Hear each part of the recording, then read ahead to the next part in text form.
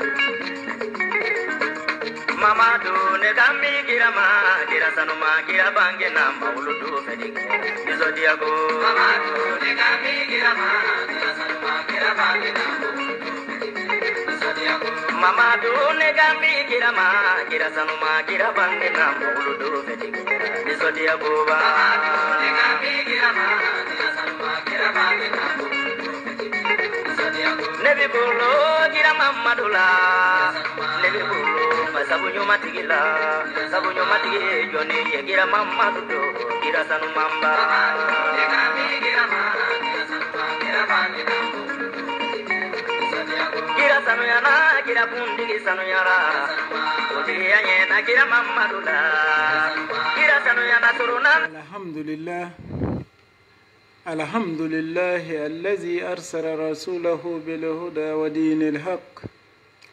ليظهره على الدين كله نشهد أن لا إله إلا الله وحده لا شريك له ونشهد أن سيدنا ونبينا ورسولنا محمدا عبده ورسوله الذي كانت حياته مملوءة بمكارم الأخلاق ومحاسن الصفات أرسله رحمة للعالمين صلى الله عليه وعلى آله وصحبه الذين اتخذوا سيرته نبراسا لنشر الدين. إخوة الإيمان السلام عليكم ورحمة الله وبركاته. الحمد لله أما أمبا ونغاوغانا كندودي الله سبحانه وتعالى ugodogudongo emme wama ja iye bay dogudongo amba emme doma wamno emme amba wonga ugana kundude Allah subhanahu wa ta'ala doguru wonga ugana ukundo nemone nema barada kinde elu mone kinde elli berde la in shakartum la azidannakum nenne emme amba wongawgana kundude wa allahu subhanahu wa ta'ala emme rasul sallallahu alaihi wasallam tirire ne dogudo tiya udsene emmen kundan nana udna emmen kundan wa kogo kolone dinene won wotigo dina wado wona jollan nje kogo ne sento ben tagan bandimbian adna emmole lakare emmole dagbe jase wa allahu subhanahu wa ta'ala kana emme ubna emme amba won gawgana kundude nanan tangda day allahu subhanahu wa ta'ala turmo wogo woni algili jimbe soyle tay jimbe soy tongno woy nde ulu meleka ginnaje tongno woy kide emme inne emme ege fu tongno le ambo woy emme nanan tangda day yo emme ko nanan kinde emmon bude emme biye won waw gelele yagala igi bemo wo emme waw gele amban nana emme tangde unnune wa rasul sallallahu alaihi wasallam ku bangane mo annabaje mo tiri yede na amba emmen tiyayele emmen tiri dondo gino emme nanan tangda day wa rasul sallallahu alaihi wasallam bile mo kolone tagse ndembi wa koko kolone tag dugudule sifa dugudule amba wontiya wa koko kolone yele neman bi tonge woy mone amba wole senkana wole mana mo mole odna mo dimbiya jigo mo yenga annoroy wa koko kolone nje emmen dino tagadi nde wonde odna mo yenga tago mo yenga kana amba mo amba emele senkana tiriren temdere tandu pelgu tandi sege bele manambe mole bendimbe annabaje munji temdere le pene naygi sige bele manambe mole bendimbe fa yedo adnangile amba emme yawo amba emmele senkana ganda emmo amba janjele tira anan tiriyan banam babumbe ninambe ledembe obbe dilen sa emmen kinye gena ngonde emme nay wala emme yawo pondo gele ugo ngodoyo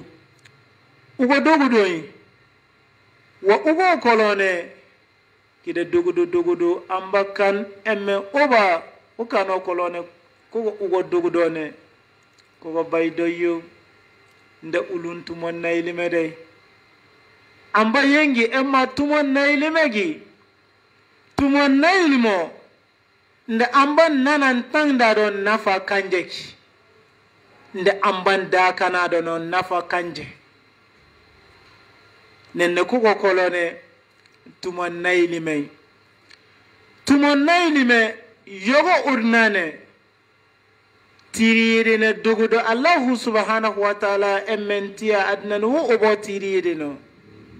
yejumo adno nanammo ne neman bino wa rasul sallallahu alaihi wasallam nenne bilew mo kolone kokone emme nde ulumbe naylima dey kana wobol bana wobi jigo mole iri umole wal emmen tora wobol bana kan emme be jase dogoro mon kide dogudu kanik nenne ugongo doyo emme tumon naylime dey nenne kogo naylime do kogo ne emme toy nenne yembiyo emme so yeda se kogo famse amba emme yawo amba emmen obo allahu subhanahu wa ta'ala adno bayle bi emmo kolone emmen walwotoro tiri yeden bentia yele emmen dondo wogige emmi emmo kan bele mon kabur emmon emma yoma sene nenne ko kolone igi be moy أيها الإخوة في الله، ففي شهر ربيع الأول ولد أفضل خلق الله في هذا الوجود. أما إجبا موي ربيع الأول أبو رسول صلى الله عليه وسلم دوغدو أدنى يلو مو أبو ننيم بيو ورسول صلى الله عليه وسلم wo an bina goy njena wonti ya emme day emme bele ko woni yelani emme so yeda sey ambo wonti ya emme neman bi wa rasul sallallahu alaihi wasallam sayyiduna muhammad bin abdullah wa aminat al-qurayshiyya وآخر الأنبياء ورسول الله إلى جميع الناس ليعبدوا الله وحده ولا يشركوا به شيئا. رسول صلى الله عليه وسلم وسيدنا محمد بانو عبد الله نانو آمنة قريش بلن نن كوكو تغدو دون غوي النباجة دوغنو وي adna woyna wontiya nde ndawuluwa amba turmo dimbewa amba lekide yaga ligidewa nenne yembi o rasul sallallahu alaihi wasallam وقد ولد صلى الله عليه وسلم بمكة يوم الاثنين الثاني عشر من ربيع الأول مكان altinera bay ugongo bay pelegi legi sigeno mon adna yelo moy rasul sallallahu alaihi wasallam yela tiriyede na dogundo woy emma igi be moy amba won girne kundi yejumo fasharfat bihi al-ibad bilad wastabsharat bihi al-ibad fanashara sallallahu nenne koko kolone ma igibe yele umo gando nanan dugudu beliya nde ulunkinde elli tongego wokinde elli rasul yejumo kay ga rasul sallallahu alaihi wasallam tiriyede ne dogudo amba emmana tigo وكان والده قد توفي قبل ولادته غابانو والي كون ديو موي ادنا هو ولا مسنه اما ايغبي وكاي اتنا باتي ودفن بالمدينه اما ايغبي مدينه نا ومبوتيا nga adna yele mo kolone yele farabatuhu ummuhu وأرضعته بعد أم سويبة الأسلامية أدنى نويل أنونه أم بكنا نانو أمي مكانا wonke nga koko kolone won armno nano unne suwaibatul aslamiya koko unne summa halimatu saadiya ngombe woy won ir obe armi ورسول صلى الله عليه وسلم ترى وفي السادسة من عمره أنا قد كل دغر وبلالي توفيت أمه بالأبواء نن أما إجبه نانو لبالكني أدنى ويل مسنة بانو والي أدنى ويل أنني أنا قد كل وبل أنني با نانو لنن أدنى بدي bano kabnen ziyara kana yelo abwa ande gedon belikani makale madina le binen korana non bodia fadanatu ummu ayman nenne wonje bombiya yele wa kafalahu jadduhu koko unnine tir i anna abdul muttalib nennu mona yuhi وعلى عبد المطلب وانكي وفي الثامنة من عمره توفي جده أنا أقول غاغارا ننجين تيرا أنو منا نقول لا وبل أننا تيرا أنو لي بالي فكفال أمو أبو طالب babu mo Abu Talib Sidna Ali bago ne wun yenge nenne ko kolone Rasul sallallahu alaihi wasallam emma igbe sabu adna mo bilo kolone bana wo yel genda adna kolone nyanya won belo mbe kofu emme nje emmo mona jangi emmo mona limaniya ko tago muran emmel ban wal sankan emme bej e bay dogu dombe emme kombe naylede gende ndi gon tembeli ambagana adna ni yala anugur kule yele yananole adna padi ko fu dogur ugendi ule ugule adna ne yala ngo situation ne toyo igi be limaniya kanuyo nenne nje mandian yanga biyo nje bana ambomo kanan adna ni lakar umole ban daga da bana walkan ubeje Rasul sallallahu alaihi wasallam won le ko kide belin wa fi tasiyati min umrihi dogur anagur tugo wo belole safara ma ammi Abi Talib ila Sham babo won yanga Sham ne bulia Sham ban commerce be kanje waraahu bahira rahib fa arafahu nenne igibe doguru be bolo be gole mon père na dogudu kon yebe ambakana won igibia ngo annabaje dogudu gedo woni babo won kigile megi kon mbira ngeñ won igibe da siya sabu ngeñ pindo mo nana be igiya doguru be wayle won torra bi donduna wa koko ambakana ode gonela be kigile ana gudu wa fil khamisati wal 20 min umrihi ana gudu peni nogu sige dogur wo belole safara fi tijarat li sayyida Khadija nenne nje ana gudu peni nogu sige wo belole maka go commerce sayyida Khadija mo commerce kanan boli jigo mo ega adu mo ega bana wo ega won bonda nenne nje wa bol commerce kanabaki alhamdulillah commerce bula kana nje ko kolone emma igibe kide joole ko gone belia nenne nje dona wa ko unnene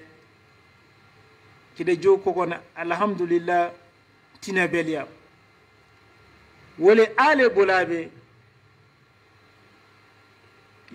wal kanno mo khadimatu maysara billahi bulabe dona yaga eba kigliya alhamdulillah be kigli ummina ode gone ugollay kebine nenne emmena Khadija be fu dewgal yoy wo emmena Khadija ana gudu pena sebe wa Rasul sallallahu alaihi wasallam ana gudu peni nogo sige sebe wa ko kolona alhamdulillah kide yagala jigi wole wo egole adu wo sebe gole tag dugudu wo sebe gole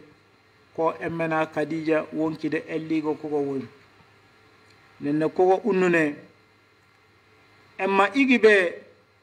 ana gudu pera ni nogo sige doguru wo belole buresi belen kabo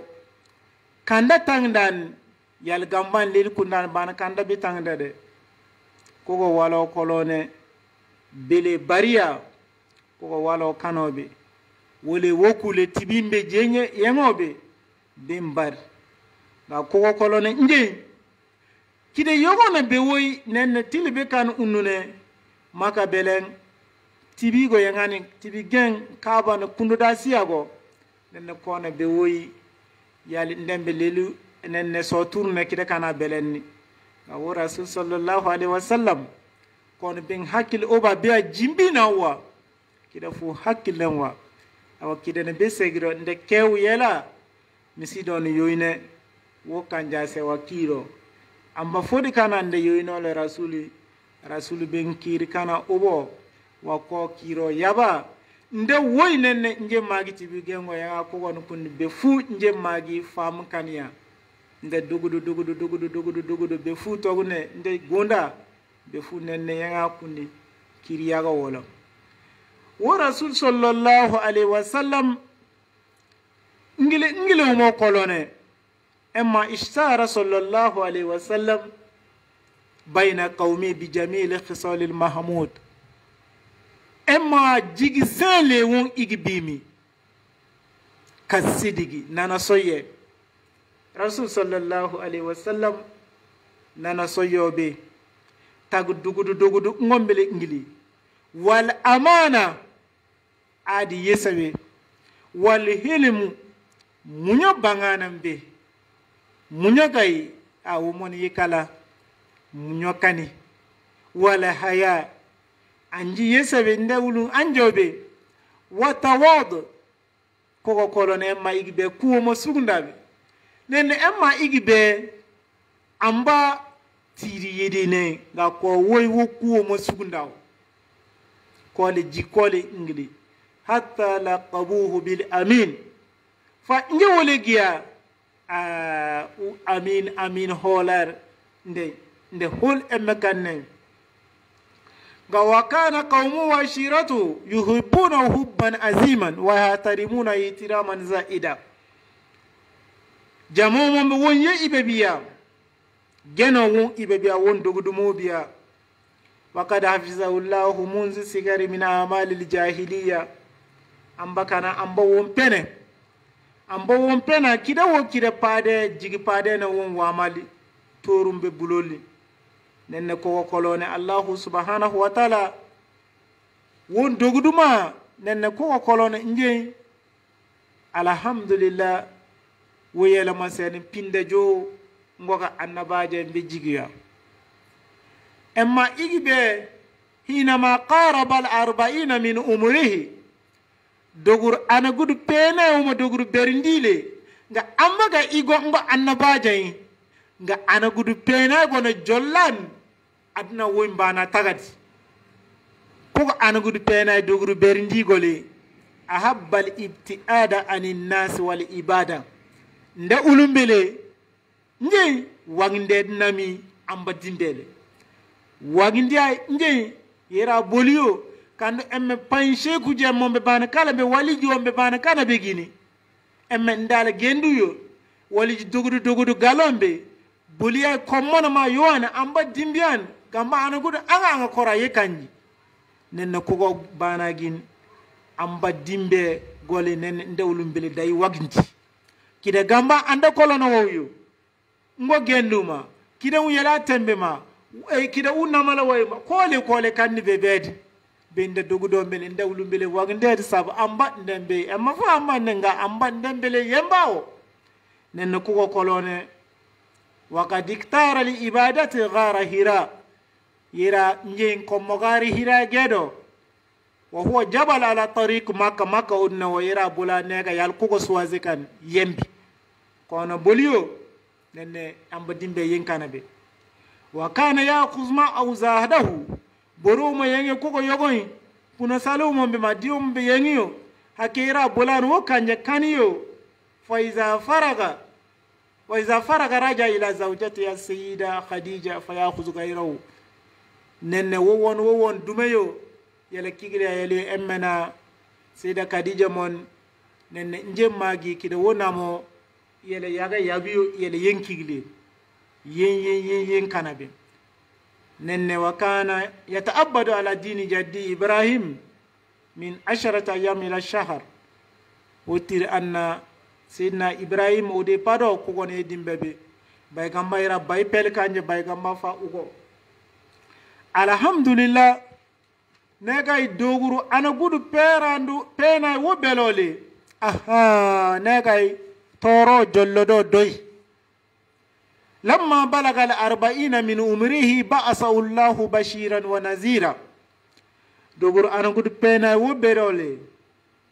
امبو وونتي الله سبحانه وتعالى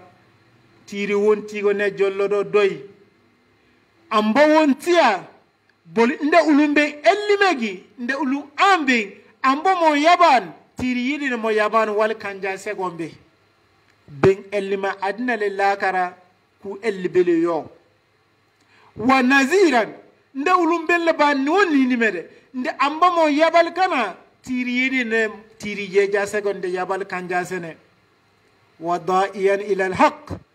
nda ulun nana wona bondi bi izni amba torle wa sirajan munira timpille pille nje annor nda ulumbe odna kundode nenna ko kolone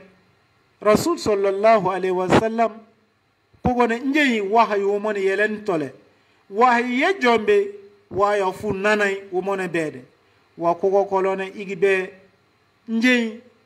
way wo wadombe dugur wo ngil won nanay ko yang yelombe nanan jibrila wo mona yele غار هيرين وو وعلمه كيف يهدي الناس الصراط المستقيم ويرشدهم الى اتباع الدين القويم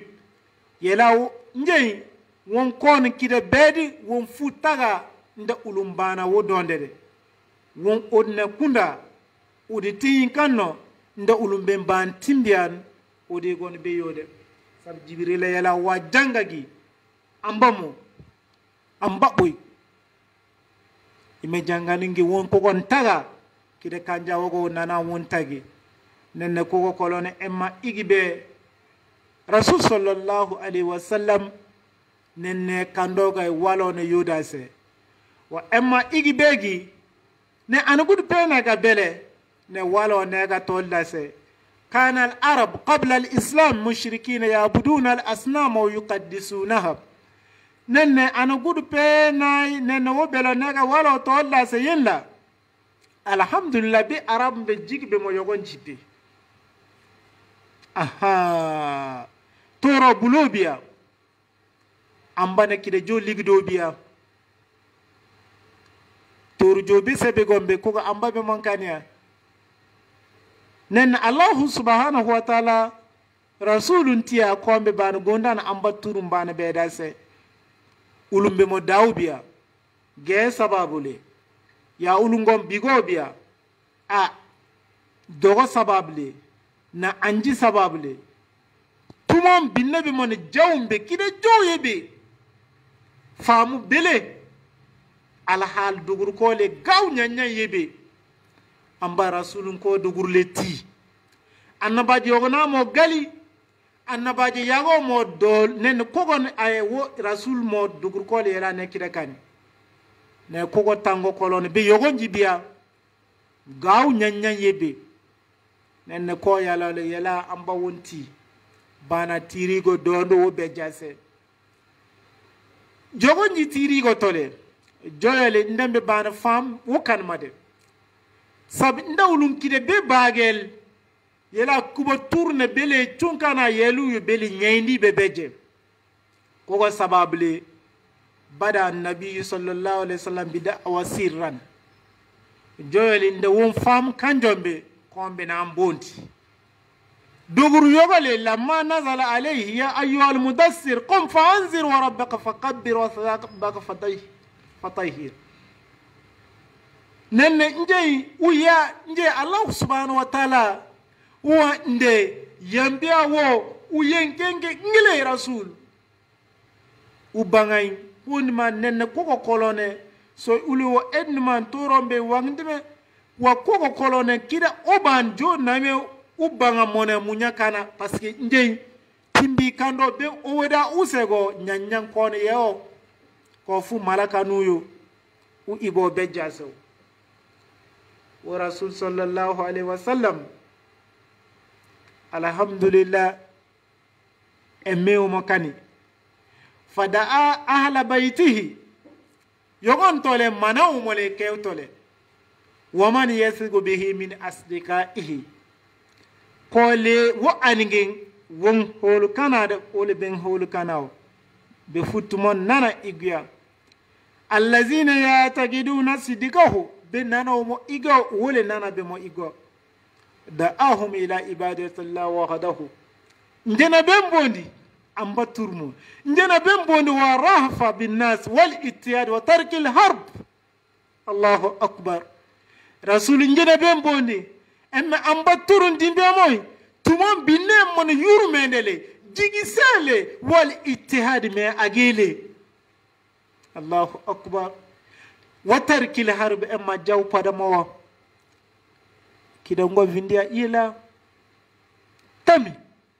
ndomo njele bondi amba turmo emme binne mone yurmendele ibi ibele adnango bayle emma kanjo kolone tumon gad yolu won adna le lakar emma le kide dagade emma kole mandi bela moy kole me agele jaw pada moy dogon tu me age sabu rasul sallallahu tiriyene no tiriyene beti nde ngole bondedi amba turi emmen tonno woy emma yurmendele be moy binne emmone se odnane be moy se wal kana moy kinde emma pilli moy mandian kide gomule emma dagade kide nongo emma dagade kide ande emma dagade kide gande emma dagade adno kol kal mandian yalo nanam ban dagade kugo jigile emme mandi belemo ndele nden yembondodi yurmende binne be mon ko bondodi kole mi agele sab ngey Allah subhanahu wa ta'ala ibo woyin be kole emme bondodi emme yaba wal kani biyo emme nafa kanje nga eda padi biyo torron emme yoyode rasul sallallahu alaihi wasallam be bondi bewa amban turu bodiyaye toru be segombe pat tewa kombe ben tongol kide ben kan be jawolo tuman binne be mano yurmele ibi ibele babale wo be mawa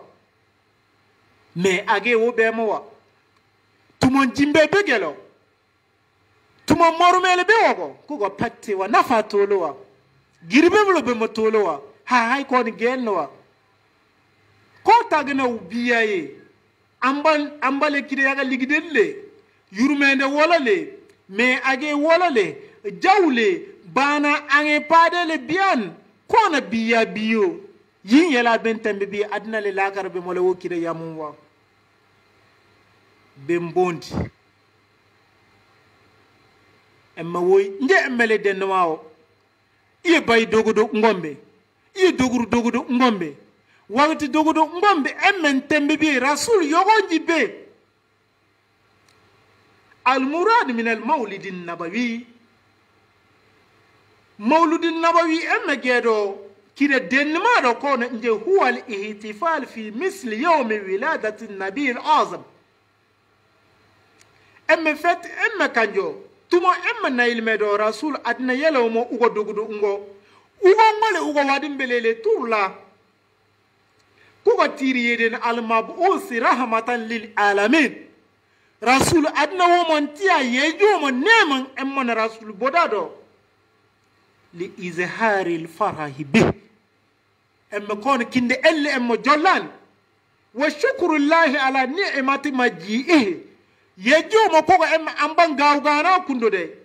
wali tazkiri an-nas bi siratihi wa akhlaqihi emme ndawlum ben nailiman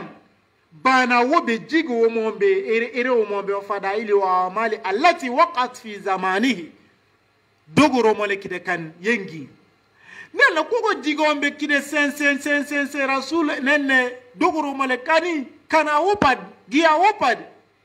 emme kugo yengan kole wal emme kanje jansa madama emme kugo nailimo ya biyo nenne yembiyo nenne kide rasul emme wobondo emme kugo walo kan belemon emme egen baren ko kide lade emme mande mo yenkana ndawlum be mbodi وقد بدا بدعوى سرا خوفا من مفاجأة الناس بأمر لم يعرفوه ولم يسمعوا به نجلجيا داي نن تولي باسكو ندا اولومبي جيغي بي انne كده بي انne بمون يلا ين تون كان تولو بيو ماندليو nda gamba godi yimede nenne dege ben fammi kanabe nenne yembiyo nde ke wolli mania kano koko ay bondo do kolone awwal man amana bihi min an-nisa khadija amana be penna nde wolli mana kan amana khadija sabu nje magi wo nana omo igo wole nje mpinda tiri omo kolone wamo yela nje maisara won tagno walkano mo kofu wo igo ngo baye jene nde dogudo tangada se wo ko igibi nanan tangdi wa rasul gedo woy igo jigile wo ngile bana wo nanay wa awwal man amana bi min ar-rijal Abu Bakar as-Siddiq nenne njey emme bambe penne anenne nde kew won nanan tangde no ko Seyda Abu Bakar Allahu akbar won gawyibi konsi obno mombe bomburo monombe wa anigeen fa yimbe kabi wo won nanan tangdi sabu won tenni ba njey an gudu pena wo bel man sana ba belle an go won igo wole bilme wali nenne ko kolone ana iyela umnine Zaid ibn Harisa wole nanan tangdi wa awwal man amana bi min as-sibyan Ali ibn Abi Talib ulum mone nde nanan won tangdi Sayyidina Ali wa nenne yenwo kana alhamdulillah wa nde won nanan tangno be bele nde ben hol kana den ben bondiya wa qad Abu Bakar man yuhibbu wa yuhibbunahu fa ajabahu jamun kasir Sayyidina Abu Bakar nde jom bondi aya mi anige amba ngonyi ti ay watiri yede nay tiri emma wojelo nga amba turmo emma tumo numa digani yurma kanane emma woy na turi emma ba turi binne mon me age wobemo emma jaw padawa emma adna mal lakara emma lekide daga da ko ne mande wonkide tiago ko woni nenna ko kolone nde won yabi le nombe Sayyidina Abubakar le Sayyidina Usman ibn Affan ko yoto wo khulafa nde tandino wo Zubair ibn Awam kole kan nde ju nenne mandia bil emebe mo kanya Rasul sallallahu alaihi wasallam nambo kogona tubi kogona to negay nde jo dege fam kanan tolia nega kido jollodi doy istamarrat ad-da'watu sirriya 3 sanawat an gudu tando gay dege ndem bondo biya ne kogo kolone nde joben yabli wa kogo unnune Allah subhanahu wa ta'ala wontiya wa ne ndembe jollan ben sane bondo taga wa kogo unnune ben bondi manaw mon ben bonda sabu won nanan tangdiya giya nenne won jobondi ben bonda o kano doguru be woy be moli gole ndegi ime ben so taga dasia so ime taga do nanan e kanjuma be fugo ime be sabu wole ime be bilma watanwa wongil fa'ido ben yembondi ndegi be akube mo penawa nyangone ime amba imentia nde wonde 5 anno ben taga nde pade kanno la momo yabolole nyango yo ben taga wa alhamdulillah wa koko kolone njemmagi babu mo wombali Abu Lahab bin gedo wondi e Rasul sallallahu alaihi wasallam ukida ngole ge emme bonduma amba emme dimbero nana padan u amba tu jel u ko emme taga do wondi wa koko yalon tapate da suratu sugono woy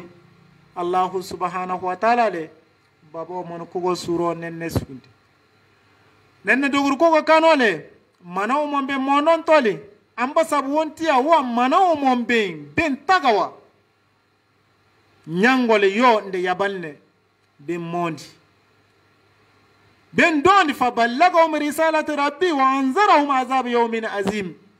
bay dogude emmen don mo ben tagde yawma la yanfa'u malun wala banun bay beli yesan nde wulun nafakanele bay ulun jose nde wulun nafakanele bay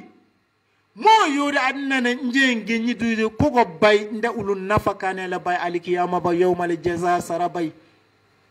50 mo yo pade kanele tudo mo kogo no yo fatakallama alqawm kalaman layina jama gombe ka so yoruka soya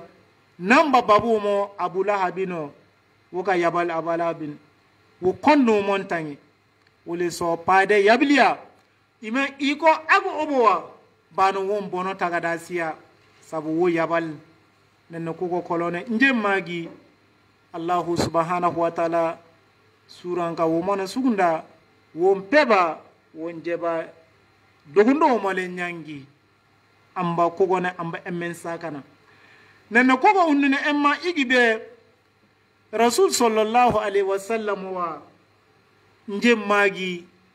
won yaba ime owumbe wa fa belebe kulo wa aminu giya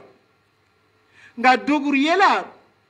amba jobe sebe gombe amba turun kana wo gigole tabaddala hubbu quraish li nabi buqda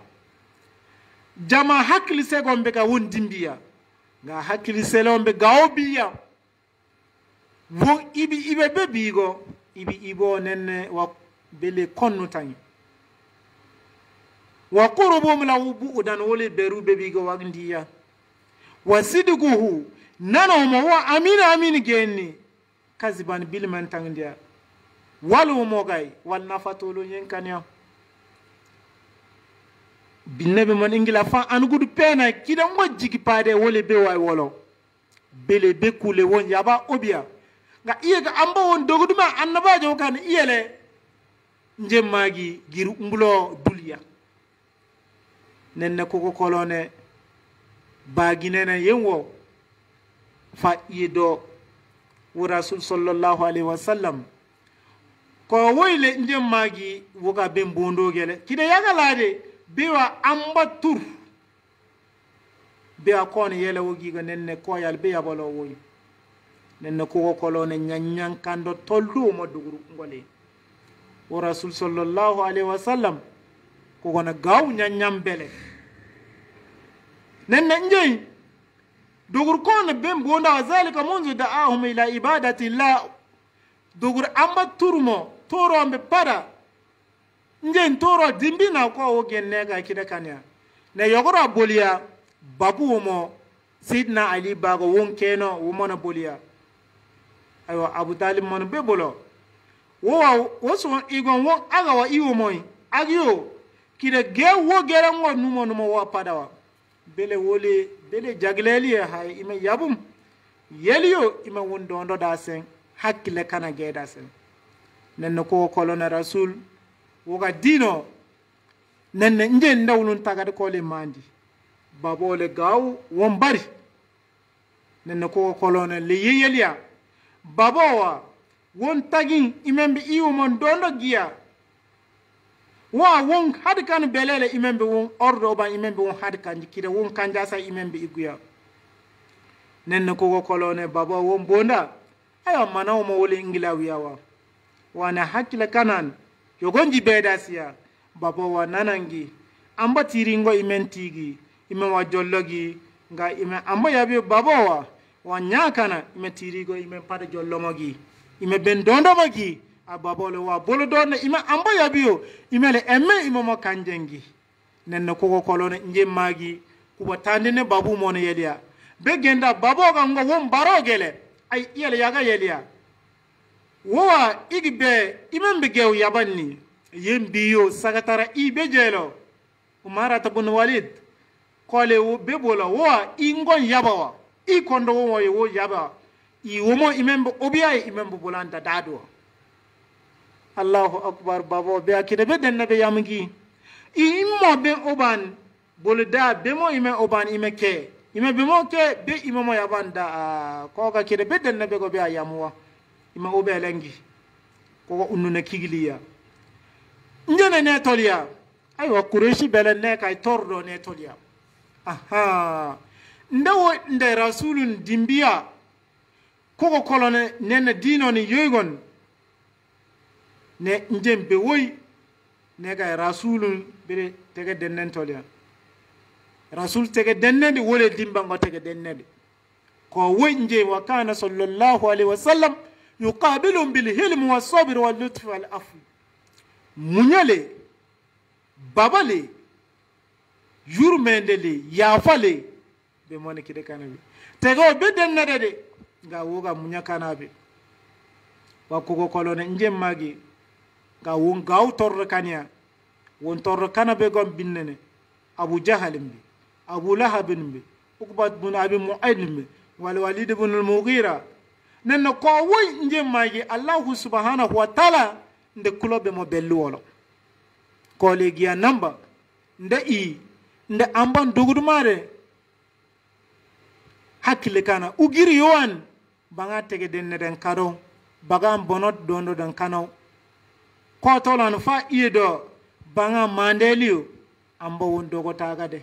ngo woy nde boy kando emma bonda abu jahl mbela abu lahab nde dogo wali woy wolo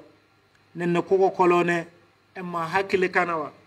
ido sabile emma gendiyo nyanyan doto gamban yo nde amban duguna bega nana nje kona mandia tan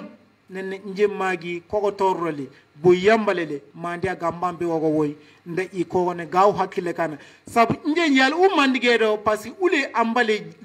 ambale jawne to pasi ule banga golila ule ambale jaglede sabu ndele ambale jaglede amba emmele banga wo igo nenne koko kolone amba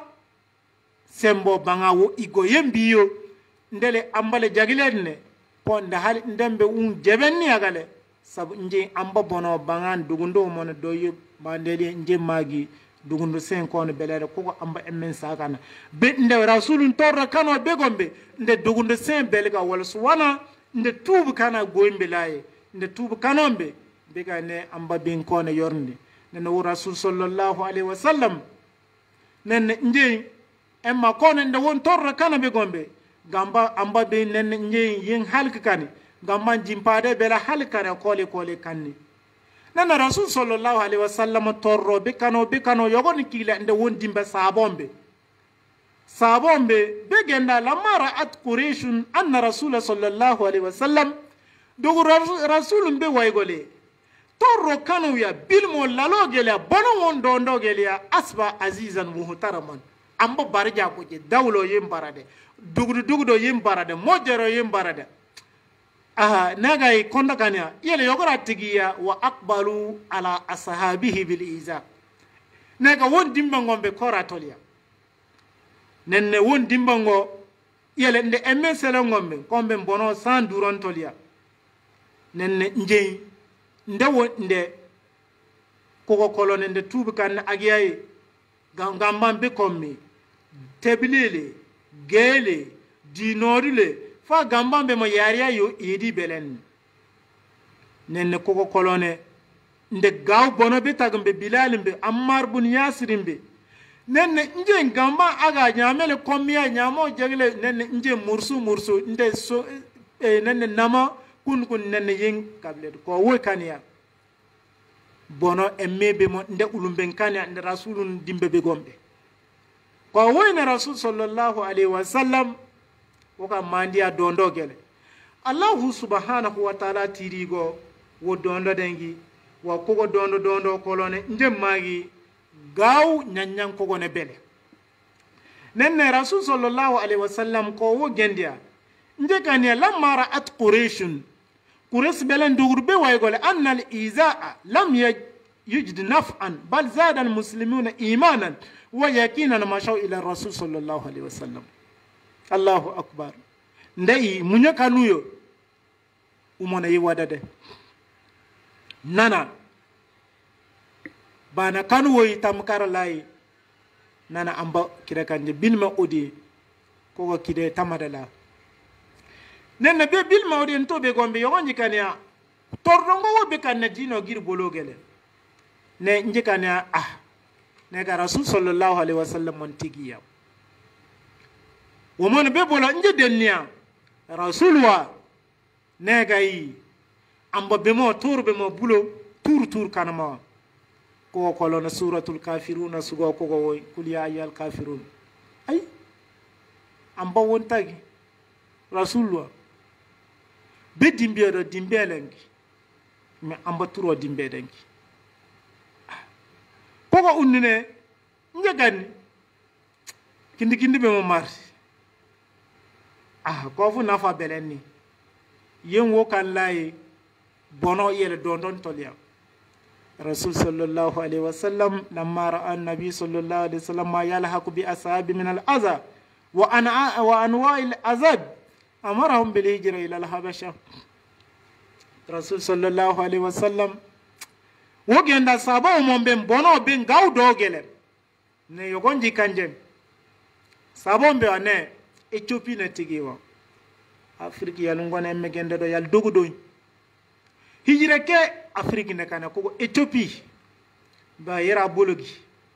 bay ko gonda bula fa hajara ashratun min ashabi wa khams niswa anam pel yan no be pelgu no siye Usman bun Affan ko gon yoto wo rasul wo amay nen yana e masad yogoy rukiyatu nenne nje kogono bula sab nje ogono yawa ogono yurmende ogono Ethiopia mo bula ben segiri koy segiri aben kundi ne anagud ay ugo tande be kan unne yele kigliya mbo hijira ke nje magi islam hijira ke be kan ko go wen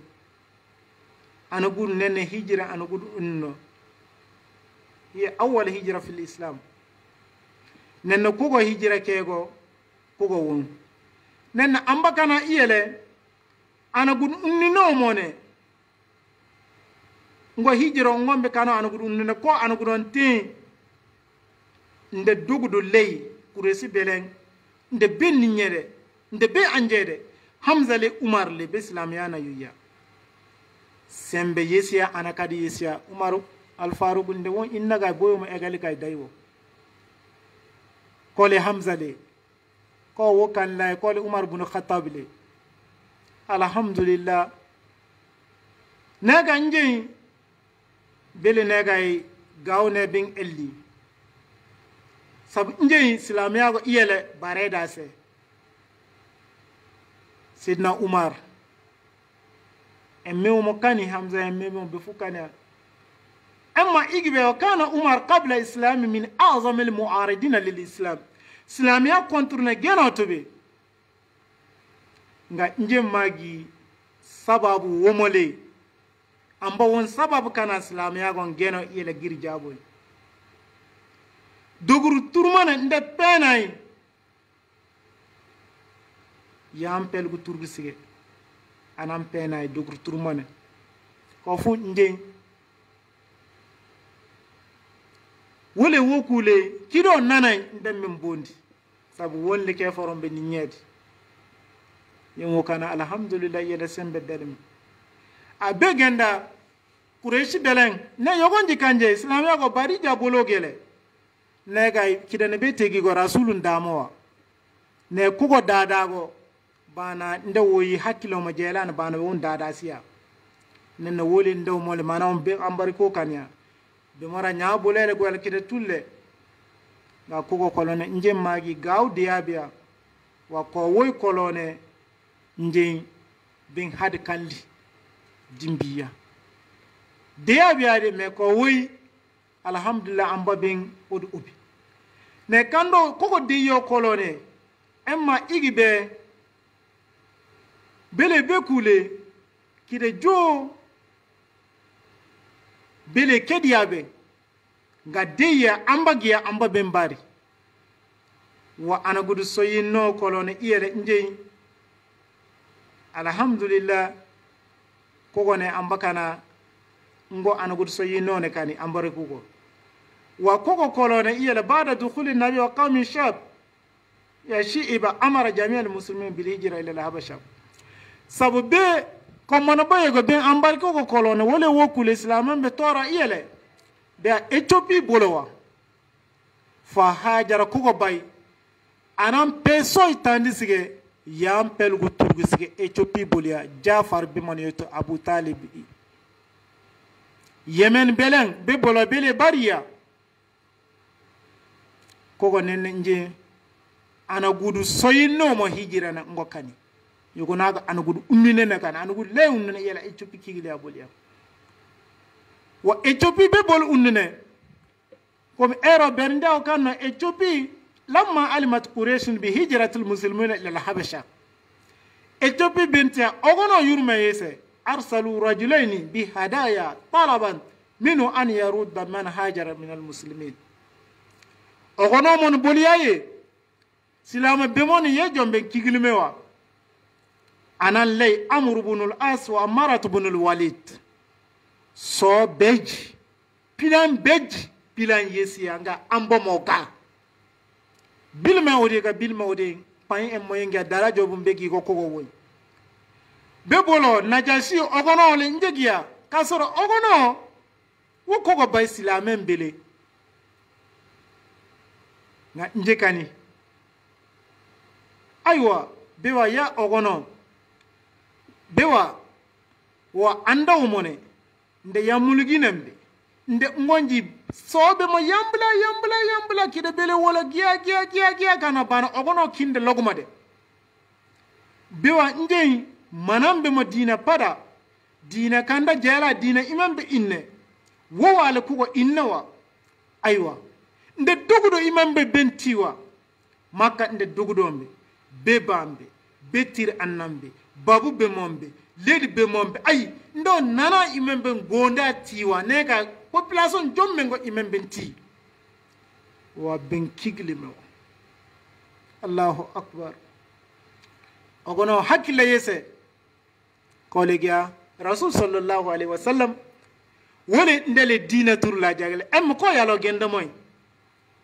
nde ben woti go belle dina turla ngona emme genda moy Allah subhanahu wa ta'ala rasulun ta rahmatan lil alamin rasul le ndembele wal kan dina turla emme ye dina turla molade ule mile dina turun famo turla ne emme tumon bot pada wolay tumon jagile ogele tumon dina molade famo